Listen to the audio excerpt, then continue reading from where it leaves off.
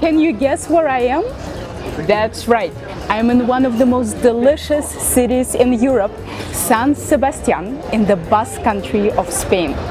And today I have a special treat for you. Chef Bendur Elizondo from San Sebastian Food is going to give us an octopus cooking lesson. But first, let me tell you a bit about this culinary center. My first night in the city, a San Sebastian Food guide took me on a tour of local bars, serving the most delectable and complex little bites called pinchos, and I was hooked. Yes, there is a lot of food in the city, but if you want to try the best food, it helps to go with the local. San Sebastian Food guides arrange market tours, cooking classes with local chefs, and wine tasting trips, and make sure that none of your time is wasted on tourist traps. Now let's head into the kitchen and meet our chef. Bendur, thank you so much for having us here today. Not at all, it was my pleasure. Tell us about this beast we're cooking today. So this is a big octopus. It weighs around 8 pounds, 9 pounds maybe.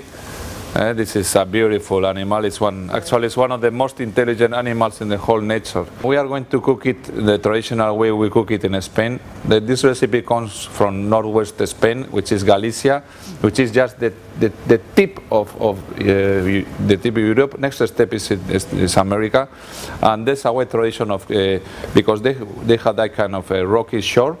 The octopus has been is widely popular, and people love it, and we eat a lot of octopus. And when you're buying an octopus, what do you look for? How do you know it's a fresh octopus? I mean, I would advise everybody to buy it frozen.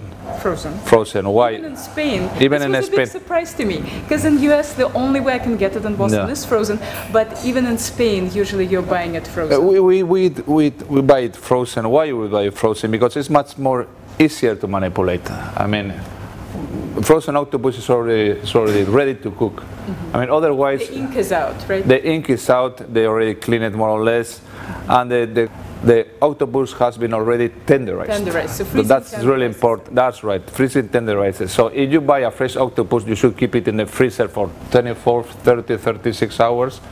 And then you have to just defrost it and then cook it. So if it was frozen, it doesn't have to be beaten? No, traditional way, no. Okay. And when you're choosing the size of the octopus, it's not smaller, more tender, bigger, tougher. Usually you're cooking a big octopus. A big octopus, yes. Flesh is and the flesh, and I mean the legs, and even for presentation. I mean, it's not the same to cut a really thin leg instead of cutting a thick leg that you can just make nice chunky slices, and you can make a nice dish. You can make a nice composition. Mm-hmm. So that's one of the reasons. And the meat is much better, of course. Mm-hmm. There's no doubt about it. Wonderful. All right, let's go clean it.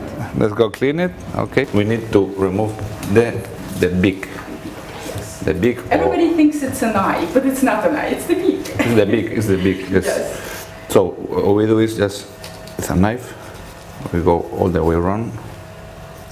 Oh, that's my favorite route. Why we remove the beak? Some people try to push it out, and it's so complicated. You just cut it out. Out. We are going to show you this technique that we call it asustar, which means we need to frighten the octopus. Inside. 1, 2, 3, 4, 5, 6, 7, 8, 9, 10. Again. And he's curling up. Yes. We go.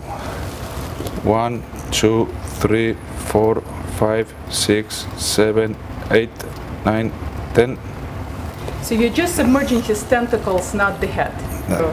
So, now we are going to cook it for 45 minutes. We'll check it, and we see it needs more cooking. More.